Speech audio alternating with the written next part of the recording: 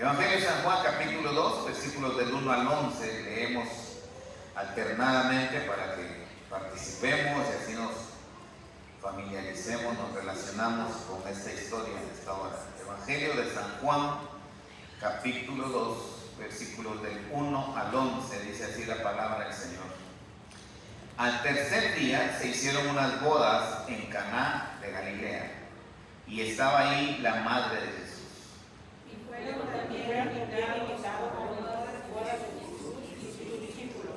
Y faltando el vino, la madre de Jesús le dijo: no tienen vino. Jesús le dijo: ¿qué tienes conmigo, mujer? Aún no ha venido la hora. Su madre dijo a los que servían: haced todo lo que os dijere. Y estaban allí 6 tinajas de piedra de lavar, conforme al rito de la purificación de los judíos, y cada una de las cuales cabían 2 o 3 cántaros. Jesús les dijo: llenad estas tinajas de agua. Y las llenaron hasta arriba.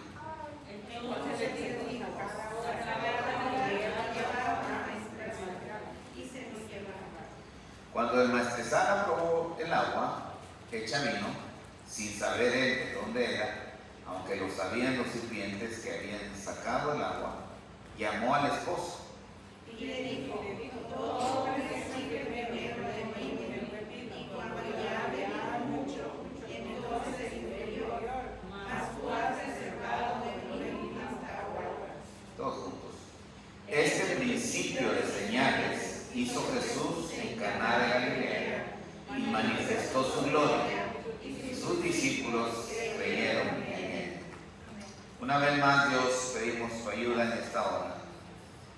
Esta palabra que narra una historia, pero que nos presenta un mensaje, el trasfondo de él es la esencia, es la realidad de esta historia. Hoy queremos, Padre amado, a la luz de ella, pedir que tu Santo Espíritu nos ayude y veamos, contemplemos el propósito divino por lo que ha sido escrito esta palabra. Hoy te damos toda honra y gloria, Padre amado, porque es sorprendente, es admirable, es especial y grato a nuestra alma estudiar, reflexionar, escudriñar tu palabra. Gracias, en el nombre de Cristo Jesús. Amén. Gracias, hermano López Urbán. Hay una porción donde Cristo nos llama, nos invita, y no solamente a sus discípulos en ese entonces, sino actualizando esa palabra, nos dice que escudriñemos su palabra, la palabra, porque a vosotros, dice a ellos, que también va de acuerdo a nuestras necesidades y a nuestra condición, os parece que en ellas tenéis la vida eterna. Pero sigue y concluye: y ellas, hablando de las palabras, ellas dan testimonio de mí. Ah, hermano, qué precioso. Mire las dos cosas que él dice. Ellas, esas palabras, a ustedes les enseñan la vida eterna, pero también, y sin desconectar una con la otra, ellas son las que dan testimonio de mí. Qué precioso es saber, hermano, que la palabra, desde Génesis hasta Apocalipsis, nos habla del propósito, más bien nos habla de Jesús. Dice un escritor, no recuerdo ahorita el nombre, que la Biblia en realidad es el libro de Jesús, no de Dios, aunque en realidad pues es de Dios, pero de alguna manera, para mencionar, de acuerdo a lo que se va a estudiar, que la Biblia es el libro de Jesús, porque desde Génesis está prometido un remedio acerca del pecado. En el capítulo 3 se peca, el hombre peca, el hombre falla, pero inmediatamente entra Dios al rescate, y ahí hay una manera de promesa que hay de parte de Dios de poner remedio a ese pecado.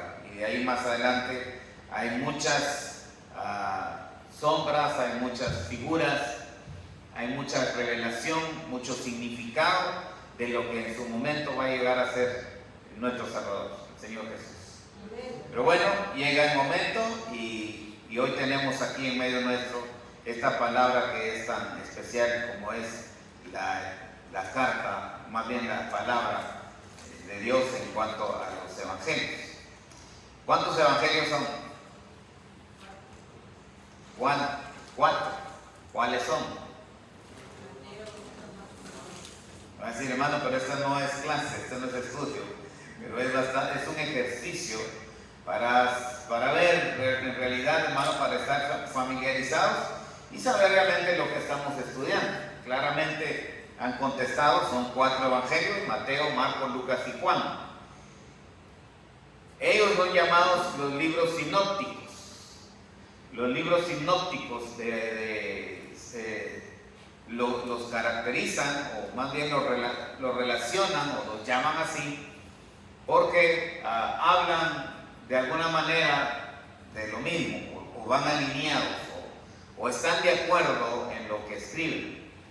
Porque los 4, con sus diferencias, nos presentan la historia de Cristo en cuanto a la identidad, la identificación o la encarnación, la introducción de Dios a la humanidad a través de Cristo. O sea, el verbo se humanó, dijo Juan, dice el apóstol ahí en su primer capítulo en el Evangelio. Y los otros evangelios, Mateo, Marcos y Lucas, lo presentan de otra forma, narrando desde que, en el caso de Mateo, nos habla de toda la historia de la genealogía, la palabra, disculpe, la genealogía de Jesús. Y se abarca y se va, incluso hasta menciona desde Adán y Abraham y todas esas generaciones de los patriarcas y el tiempo de los profetas y todo hasta llegar a Jesús. Revise usted la historia ahí en Mateo capítulo 1 y mire desde el primero y termina ese capítulo mencionando y dando el nombre de Jesús. O sea que ahí Mateo nos habla de esa genealogía, ese árbol genealógico, de todos los hombres que estuvieron involucrados en cuanto al linaje para llegar a Jesús. Marcos nos presenta también una clase de presentarnos al Hijo del Hombre en cuanto a su encarnación, la identidad de Jesús en la raza humana, y así sucesivamente. Pero fíjese que hay una manera de llamar a esta clase de narrar o presentar esta historia. Los 4 no son solamente biografías como cualquier otra biografía. Los estudiosos le han llamado biografías teológicas. O sea que cada uno de ellos, los 4 evangelios, hablan basados bajo el principio o la intención teológica. En este caso, presentarlo en cómo lo debemos ver al Dios encarnado. Los 4 me lo hablan así. Y tengo aquí una nota de estas diferencias, porque son 4.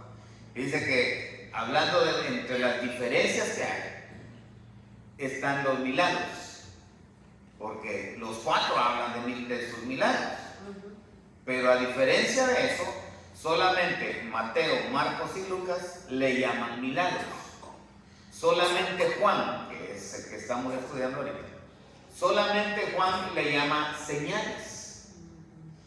De esos primeros 3 que los llaman milagros, Mateo y Marcos, los primeros 2 evangelios, Mateo y Marcos, nos hablan de 21 milagros. Lucas, que es el tercer evangelio, nos habla solamente de 19. Y no sé si llamarle curiosamente o especialmente, Juan solamente nos habla de 7. Vean la gran diferencia. Mateo y Marcos, 21.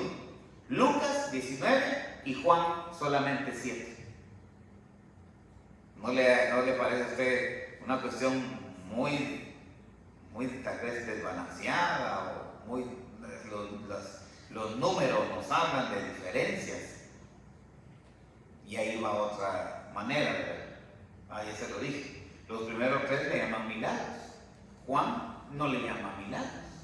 Juan le llama señales. ¿Y qué diferencia habrá entre un milagro y una señal? Dice alguien por ahí que el milagro dice que es el despliegue de poder de Dios sobre el orden natural. Eso significa que no tiene ayuda. Eso es un milagro. Por ejemplo, cuando Jesús sana a un paralítico, toma tu lecho y anda, e inmediatamente dice ahí la palabra, cuando nos presenta ese hecho, esa historia, ese milagro, inmediatamente, en el momento fueron enderezadas las piernas, se levantó aquel hombre y hasta todavía Jesús le manda a levantar su lecho, ahí donde él se acostaba. Lo enrolló, se lo echó al hombro y salió el hombre caminando. Sin un proceso de adaptación, sin un proceso de ver cómo funciona, a ver si va a poder caminar. No, inmediatamente caminó. El ciego inmediatamente, después de que Jesús le dice, ve y lávate allá en el estanque, también se fue y se lavó, y también tus ojos vieron. Jesús no usó un método para ver, un programa progresivo. No usó citas para declarar al final de un tiempo, bueno, ahora sí, ya está sano. No, el milagro sucedió instantáneamente, como Jesús lo dijo, en el momento que Jesús lo dice, en el lugar donde estaba el problema, ahí mismo, inmediatamente el milagro sucedió. Ese es un milagro. Cuando el despliegue, o sea, la presentación del poder de Dios va más allá del orden natural.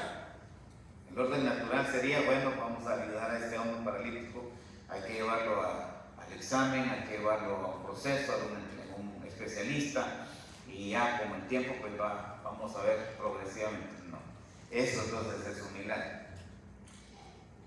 ¿Y la señal qué será?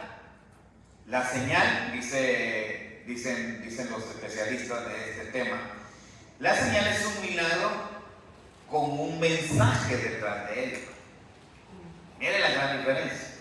El milagro es lo que Jesús hizo sin necesidad de un proceso. Ahora, la señal es ese mismo milagro, pero detrás de él va un propósito para enseñarnos algo, para revelarnos algo. Esa es la gran diferencia entre ese milagro y la señal. Espero que me esté entendiendo, porque la próxima semana te voy a preguntar, porque hoy apenas vamos a empezar este tema. Entre la gran diferencia entre milagro y señal. Si alguien le pregunta, usted ya va a saber, ¿verdad? El milagro es aquel que Jesús hizo instantáneamente, sin esperar, sin usar ningún otro método. Inmediatamente sucedió el milagro del despliegue, la presentación del poder de Dios sin uso. Más bien es una presentación sobrenatural del poder de Dios. Amén. Y la señal es ese mismo milagro con un propósito, o sea, ese mismo milagro para llevar adelante un mensaje o revelarnos algo. Eso es la gran diferencia. Y ese método, por llamarle de esta forma, es el que usa el apóstol Juan para escribir las señales en su evangelio.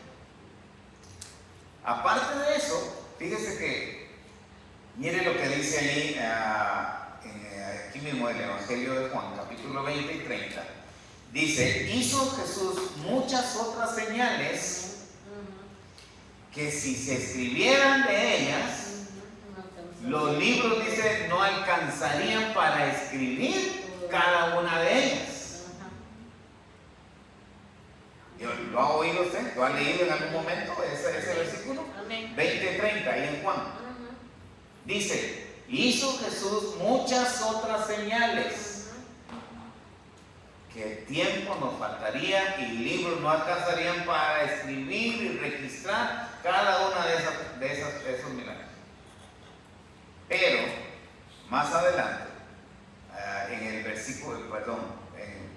necesita que le diera el 21-25.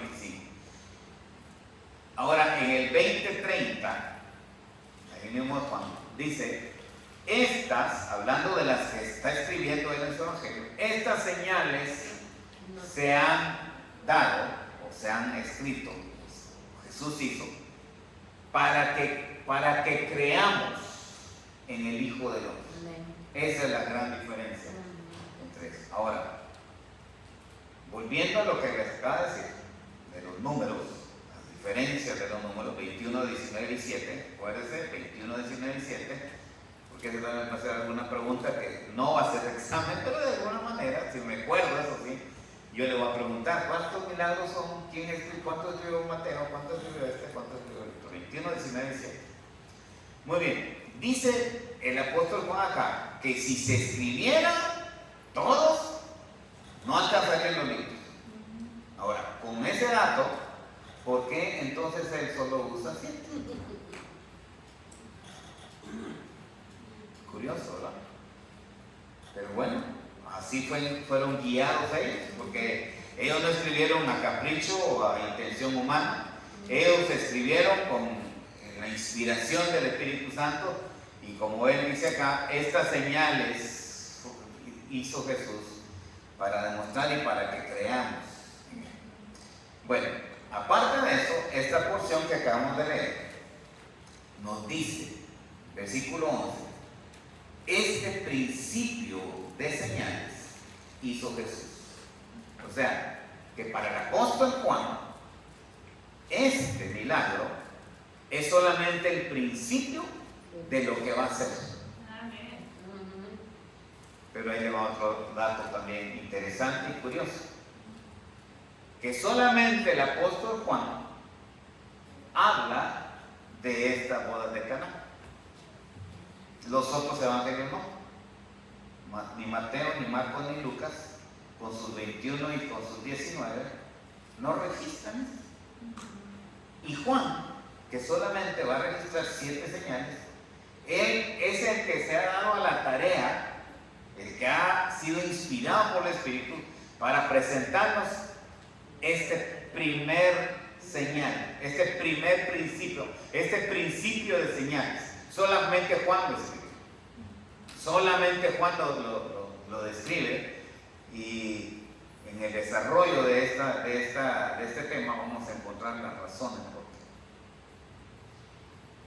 qué. Esto se lo explico, esto se lo estoy aclarando para entender lo que le acaba de decir. Biografías teológicas no son solamente historias que se dieron, son biografías teológicas, porque aquí es donde se pone el asunto interesante. Si Juan es el único que escribe esto y va a hablar acerca de señales que son milagros hechos para presentarnos un mensaje teológico, además eso sí se pone más que todavía interesante. Bueno, por lo menos espero, porque a mí me encanta este tema, ojalá que a usted también, porque saber que detrás de un milagro hay una señal para presentarme un mensaje, para revelarme algo de Dios, del cielo, de Cristo, de mi Salvador. Hermano, a mí sí me gusta este asunto. Espero que usted también, y espero en verdad contagiarlo, animarlo, motivarlo, para que juntos, hermano, esta noche empecemos a estudiar una parte que era bastante conocido, que para mí este mensaje regularmente se escucha en las bodas, en algún asunto para hablar del poder de Cristo, del inicio de su ministerio y todo lo bonito, ¿verdad?, de la historia. Pero saber que un milagro Él lo hace para presentarme una señal, también para presentarme una historia, para identificar quién es Jesús. Vámonos pues hacia adelante. Amén. Encontramos entonces, dice acá en primer lugar, al tercer día. Miren la secuencia que ha llevado el apóstol Juan. Hubo un primer día, un segundo, cosas pasaron, hubieron asuntos importantes. Dentro de ellos está el llamado de algunos de sus discípulos, que por cierto hasta el momento son 6. en esos días anteriores, algo ha pasado, pero lo importante es que empieza en el día tercero. Al tercer día de otros acontecimientos que ahorita por asunto de tiempo, y ya no voy a estar haciendo más atento al tiempo porque ya me llamaron la atención que me tardo mucho.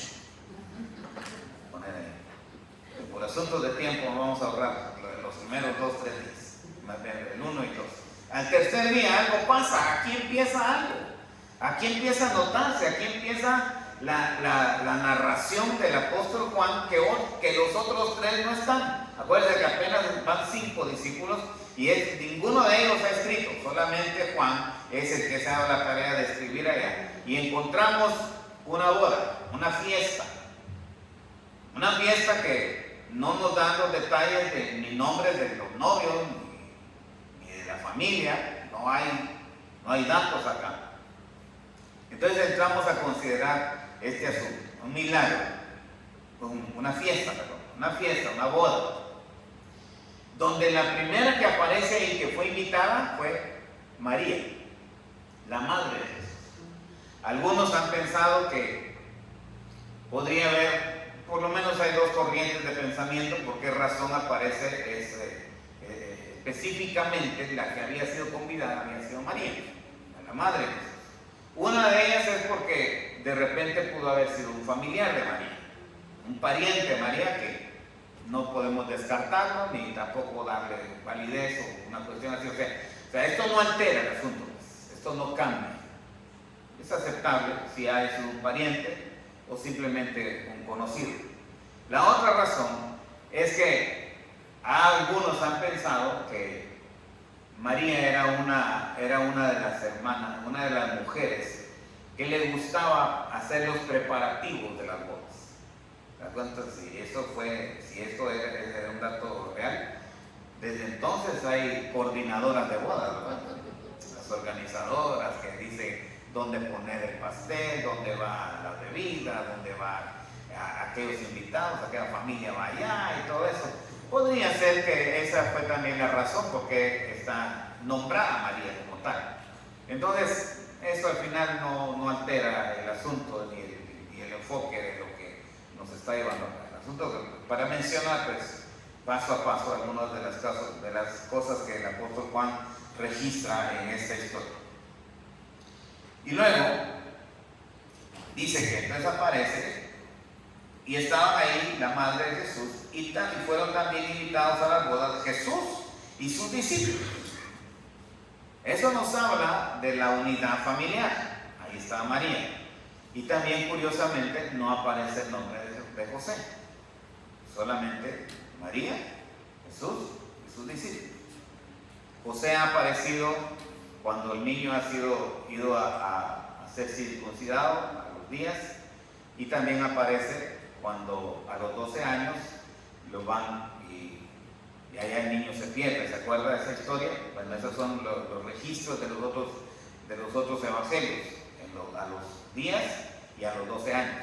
Aquí, a los 30 años, que es donde empieza la historia, donde Cristo empieza su ministerio, aquí no aparece José. Algunos historiadores piensan que para entonces José había fallecido, y esa es la razón por la que ya no aparece en esta oportunidad, y porque tampoco ya más adelante ya no es mencionado, solamente para dar referencia de quién es Jesús. Lo menciona, pero de ahí en adelante no aparece ningún acontecimiento histórico. Así de que esa es solamente una cuestión de aceptar por qué José no aparece. Muy bien, pero inmediatamente aparecen acá uno de los problemas. Y faltando el vino, la madre de Jesús le dijo: no tienen vino. ¿Por qué precisamente el vino? Porque no hay pan. ¿Por qué no se acabó el pan? Esto venía con mucha hambre. O se acabó el cordero, se acabaron los tamales. No, tuvo que ser el vino. El vino tiene mucho significado acá. El vino era una costumbre de tradición no solamente en la casa común, sino especialmente en esta clase de eventos, como era una fiesta, que el vino no faltara. El vino no solamente era, como algunos lo han usado de pretexto, de que como Jesús convirtió el agua en vino, pues también hay que entrarle el vino y también eso. No. Este no es un punto para aceptar o creer que Jesús estaba de acuerdo en que se tomara vino al punto de embriagarse. No, eso es. La intención de esta narrativa es totalmente diferente y ahorita lo vamos a ver. Así que faltó el vino. Ahora, ¿por qué a Jesús? Jesús es un invitado nada más. No es parte de la fiesta, no es parte del cotejo, no es parte de la organización, no es parte de nada. Él simplemente es un invitado más. Pero mire qué calidad de invitado. Veamos la calidad de invitado que tenía aquella pareja. No sabemos quiénes eran, no sabemos de qué se trataba, pero sí sabemos de la calidad de invitado que tenía. Y también con ello podemos ver la confianza que tenía María hacia Jesús, porque no fue a otra gente. Sabía no solamente la confianza, la afinidad como hijo, sino que sabía que en su momento Jesús haría grandes cosas, porque ella guardaba en su corazón, porque ella esperaba, anhelaba en su corazón, vivió con esperanza desde que el niño, desde que su embarazo fue anunciado. Desde ese momento su corazón se preparó, su mente maquinó y contempló desde ya por fe los momentos de gloria que vendrían. Porque nada más y nada menos sería el Dios encarnado, sería el Salvador del mundo, sería quien haría cambios y su presencia sería gloriosa, sus palabras serían, toda su vida sería algo tan especial. Entonces, con todo eso guardado en su corazón, ha de haber pensado, esta es una muy buena oportunidad para empezar a conocer quién va a ser el Hijo de Él, quién es el Hijo de Él. María guardaba en su corazón todo eso. Eso la ha llevado a pensar, a acercarse y decirle, presentarle el problema. Se les acabó el vino. Entonces Jesús no sale, sí, ahorita vemos qué hacemos. Como sería la presentación de un buen hijo. Al contrario, mire lo que Jesús le contesta. ¿Qué tienes conmigo, mujer? ¿Qué tienes conmigo, mujer? Hasta este momento, o más bien a partir de este momento, Jesús ya no va a regresar a casa. A partir de este momento, por esa razón es al tercer día, porque 2 días antes Jesús ya ha salido de la casa. 2 días antes Jesús ya ha estado caminando y amando a sus discípulos. Ya no es el hijo de mamá, ya no está en cuidado de las cosas en casa, ya cumplió con su tiempo, ya atendió lo que tenía que atender en casa. Ahora él ya estaba en los negocios de su padre. Desde aquel momento al 100% Jesús ya estaba involucrado en lo que sería su ministerio. Entonces, por esa razón, más bien, esa es una de las razones por la que Jesús le dice, ¿qué tienes conmigo? Yo ya no, nuestra relación ya no es como mamá e hijo. Ya hoy ya empecé mi ministerio, hoy ya estoy involucrado, ya estoy enfocado, ya estoy de lleno en mi ministerio. Esa es una de las razones que nos presentan los especialistas en esta manera de responder. ¿Qué tienes conmigo, mujer?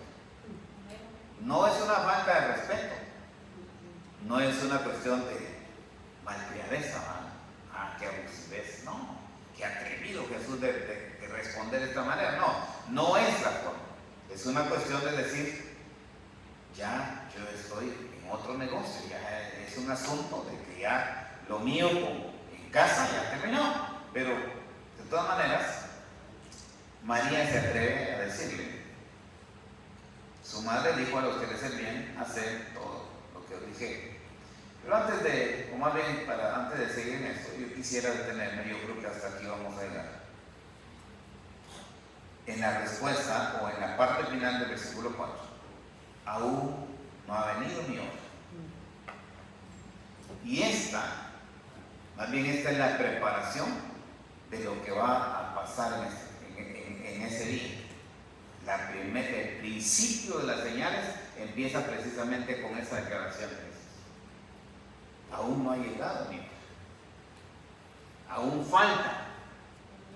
¿Para qué? Para ser glorificado, para ser exaltado, para ser reconocido, para saber, para presentarse, para que la gente lo conozca, lo vea y le adore y se rinda a Él, que va a llegar más adelante. Todavía no ha llegado la hora, todavía no es el tiempo. Hay un orden en todo este evangelio donde Jesús expresa o da la misma oración. No ha llegado la hora, todavía no es la hora. Y dentro de ello está en el capítulo 4, versículo 23, cuando Jesús se encuentra con la mujer samaritana. ¿Se acuerda de esa historia? Dice que Jesús venía con sus discípulos, venía cansado, se detuvo porque estaba cansado. Los discípulos lo han dejado ahí, han salido a buscar algo para comer, y en ese momento aparece una mujer a buscar agua en el pozo. Y Jesús entabla una conversación con él. Dentro de esa conversación llegan al punto de tratar el tema acerca de la adoración. ¿Por qué la mujer se presenta como una adoradora? Le dice, nuestros padres nos enseñaron, ustedes enseñan que hay que adorar allá, en el templo. Pero mis padres me enseñaron que es aquí. Entonces Jesús viene y le dice, mujer, es que ustedes adoran lo que no saben. O sea, ustedes adoran solamente por adorar.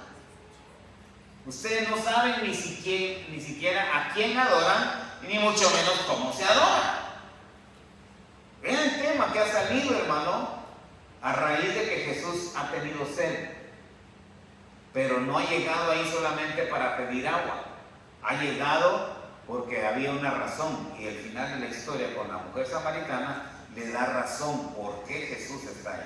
Bueno, ese mismo día, o en esa misma ocasión, en ese mismo milagro, porque no es nada más y nada menos que es un milagro allá, una señal más, Jesús le dice, mujer, la hora viene, y la hora es cuando los verdaderos adoradores adorarán al Padre en espíritu y en verdad. Gloria a Dios. Jesús está hablando de una hora, en un momento, y en ese momento lo enlaza o lo conecta o lo menciona en el aspecto de que los verdaderos adoradores adorarán al Padre en espíritu y en verdad. Amén. En espíritu. Es un mensaje que hasta la fecha la iglesia cristiana, la iglesia evangélica, los verdaderos adoradores adoramos en espíritu y en verdad. Amén. Lo anunciamos, no es emocionalismo, no es solamente por hacerlo. La verdadera adoración es la que nace de un corazón nuevo, renovado. El domingo hablamos del nuevo nacimiento. Tenemos que nacer de nuevo, tenemos que tener una experiencia con el Espíritu Santo para poder tener una verdadera adoración. No, en otras palabras, no cualquiera adora, hermano. Y no cualquiera es una adoración. Tiene que ser de un corazón en verdad renacido, de un corazón renovado, de un corazón limpio, de un corazón sincero, de un corazón rendido a los pies de Cristo. Es el único capaz de poder expresar y poder presentar una verdadera adoración. Y dice Jesús, la hora viene y la hora es, porque yo estoy aquí para presentar, para enseñar, para ministrar el punto que dice que los verdaderos adoradores adorarán en espíritu de verdad. Amén. Amén. Más adelante, en Juan, ahí mismo en Juan, en el en este libro van a aparecer estas tres expresiones. Juan 5:25, viene Jesús haciendo otra señal. Viene sanando a un ciego. Y cuando le han preguntado a este ciego, ¿quién te sanó? Aquel muchacho contesta y dice, yo no sé. Yo lo único que sé que el que me dijo que hiciera esto, lo hice, y inmediatamente fueron mis ojos abiertos. Y entonces empezaron a investigar ahí aquellos fariseos, a preguntarle quién fue, hasta que le encontraron a Jesús. Y le dice, bueno, ¿por qué has hecho? ¿Con qué poder has hecho? Entonces Jesús le sentaba, le empieza a platicar con ellos y le dice, es que la hora es y la hora viene. Una vez más Jesús menciona este dato, esta expresión de la hora, del momento, que va a llegar el momento, que ni siquiera va a necesitar estar los ciegos. Es más, dice más adelante en el versículo 25, la hora viene y la hora cuando los muertos escucharán la voz del Señor y los muertos de Cristo resucitarán primero. Llegará el momento, llegará la hora. Una vez más Jesús recalca el dato, la palabra, esa, la hora, el momento. Y así más adelante, versículo capítulo 17, una vez más Jesús haciendo una oración al Padre, le dice en Getsemaní, en su oración, menciona y dice, para esta hora he venido, para este momento he nacido, para esto, hablando de lo que viene más adelante, hablando de su muerte y su resurrección más adelante, él menciona ese dato precisamente, de la hora, del momento, de ser glorificado, de ser exaltado.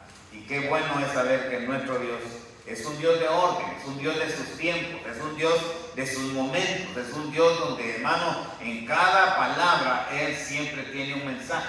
Así es de que en este mensaje también, en esta historia de la boda de Caná, Cristo habla no solamente para lo que viene, porque más adelante viene el milagro, pero Él está preparando todo con esta expresión de que va a llegar la hora, va a llegar el momento de que todos verán la gloria de Dios.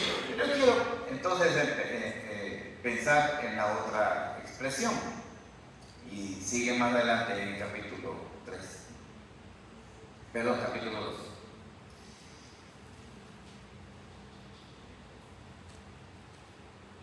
Y estaban ahí 6 tinajas de piedra para agua, conforme al rito de la purificación de los judíos, en cada una de las cuales cabían 2 o 3 cántaros. Realmente este versículo, hermano, es tan especial de saber lo que el apóstol Juan está registrando aquí, porque no eran cualquier cántaro, no eran unas vasijas, no eran unas tinajas que estaban ahí, sino estaban ahí para una función que hablaba de tradiciones, de costumbres de los judíos. Era para purificación, era para lavamiento. Y algunos dicen que era usado para lavarle los pies, pero al mismo tiempo era una agua que se mezclaba en su momento con el vino para rebasar, para purificar, acuérdense que en aquel tiempo no había refrigeración, así de que el vino tendía ¿cómo se fue la palabra? A fermentarse. Entonces el agua de alguna manera funcionaba para cortar la fermentación y purificar el vino. De las dos formas, ya sea era solamente para atender el lavamiento de los pies y atender allá para purificarse la gente, para lavarse, o para rebajar el vino. De todas maneras era una cuestión de tradición, era la costumbre, era un asunto que se guardaba religiosamente. Eso no era una cuestión de cultura, ni era una cuestión de la familia, no. Era una enseñanza de acuerdo a las costumbres de los judíos, de los fariseos. Tenía que ver ahí. O sea que era una cuestión que se guardaba religiosamente. Podía faltar otra cosa, pero el agua, esas tinajas que estaban ahí, siempre tenían que estar, era parte, no solamente de la celebración de la fiesta, sino era parte de lo que era ceremonialmente una cuestión de purificación. Y Jesús ha usado eso para presentar el milagro, para hacer el milagro que nos llevaría a darnos una enseñanza, porque el verdadero vino es Él. La sangre significaba en algún momento el vino. Lo hemos compartido acá en la Santa Cena, ¿se acuerdan? Por cierto, ya tenemos que hacerlo de nuevo. Cuando tomamos la Santa Cena, en aquella última noche, Jesús partió el pan, dice, lo dio a sus discípulos y les dice, este es mi cuerpo, comed. Pero cuando llega el tiempo de repartir la copa, les da vino y dice, esta es mi sangre. Esta es una señal del nuevo pacto. O sea que lo que Jesús está presentándose en boda de Canaán también es precisamente lo que más adelante va a tener un significado para el cristiano, para el que conoce, para el que reconoce quién es Jesús. Va a quitar las tradiciones, va a quitar las costumbres, va a quitar el lavamiento de agua para presentar ahora el vino celestial, el vino que en verdad purifica. Aquello que en la Santa Cena él dice, va a llegar el día, ya no lo voy a comer con ustedes, pero vendrá el día cuando yo mismo les serviré y los atenderé con este vino del nuevo pacto. Entonces, mire, hermano, viendo y contemplando lo que Jesús está a punto de hacer, y que con el tiempo vemos que el vino significaba todo lo que ahora valoramos o vemos, contemplamos y conocemos como un nuevo pacto. Ese era el mensaje que encontramos ahí. Jesús iba a quitar todo lo que eran tradiciones. Jesús iba a quitar todo lo que se guardaba como una religiosidad, como algo ceremonial, e iba a implementar algo espiritual. Lo mismo que le dijo a la mujer samaritana, los verdaderos adoradores también, así como adorarían, así también iban a experimentar un lavamiento no solamente del cuerpo, un lavamiento del corazón, un lavamiento que purificaría las almas de los redimidos. De que gloria al Señor por esta enseñanza preciosa que el apóstol nos está presentando acá. Acuérdense, le voy a recalcar esto, son biografías teológicas. Lo que nos está presentando acá no es un Jesús que hace milagros, no es solamente darnos el dato de que tuvo el poder de cambiar agua en vino y nada más. No, el Evangelio el Evangelio de Juan nos está presentando ese milagro, pero con un enfoque puramente teológico, viendo quién es Jesús. No es Jesús el milagrero, no es Jesús el que tuvo poder aún para caminar sobre el agua, que para eso lo presentaron los otros discípulos, lo expresaron y como él mismo dice, hubieron muchas otras cosas que no alcanzaron a hablar, pero lo que se alcanzó a escribir de los 21, de los 19, en este caso es 7, es precisamente para presentarnos a Jesús, a nuestro Salvador, al Cordero de Dios, que quita el pecado a todo el mundo. Yo quisiera terminar ya con esto, hermano. Lo que Jesús viene a hacer con esas tinajas. En la próxima semana veremos el significado de lo que es el vino y todo lo demás. Pero pensemos por un momento que Jesús vino a aliviar la necesidad de un novio con dos cosas, porque el vino significó dos cosas. Número uno, el que probó el vino le dijo, has guardado el mejor vino. Número uno. Pero antes de eso dice que las tinajas estaban llenas hasta arriba. No quedó una ni a medias ni a media llena, sino todas las tinajas quedaron hasta arriba. Eso nos enseña dos cosas. Número uno, la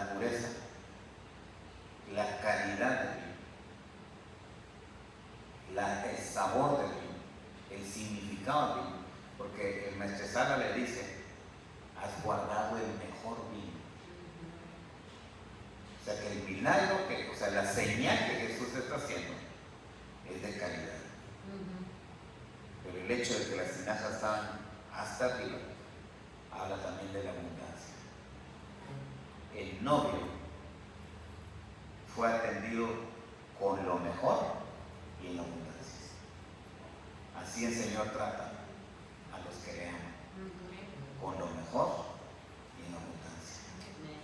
Padre, gracias en esta noche, porque tu palabra siempre traerá algo nuevo. Y te damos gracias, porque tú siempre tienes lo mejor para nosotros. Y lo das en abundancia. Suples cada una de nuestras necesidades. Y esta historia, Padre amado, nos habla de una de las señales más hermosas, que nos habla, nos presenta, nos revela al Verbo que fue encarnado, al autor de la vida, al Hijo del Hombre, como lo presentan los otros evangelios. Pero este evangelio de Juan nos presenta, el teólogo nos presenta al Verbo encarnado, la luz, que era la luz de los hombres, que vino para alumbrarnos, que vino para enseñarnos, que hizo, que dio, que Él se entregó para darnos lo mejor y en abundancia. Te damos gracias, Padre amado, por esta palabra. Llévanos hoy, Señor amado, gozosos, alegres, de que ese Cristo, de que ese Jesús que estuvo en una fiesta, en unas bodas, allá en Caná, también está con nosotros para darnos lo mejor y en abundancia. A ti sea toda la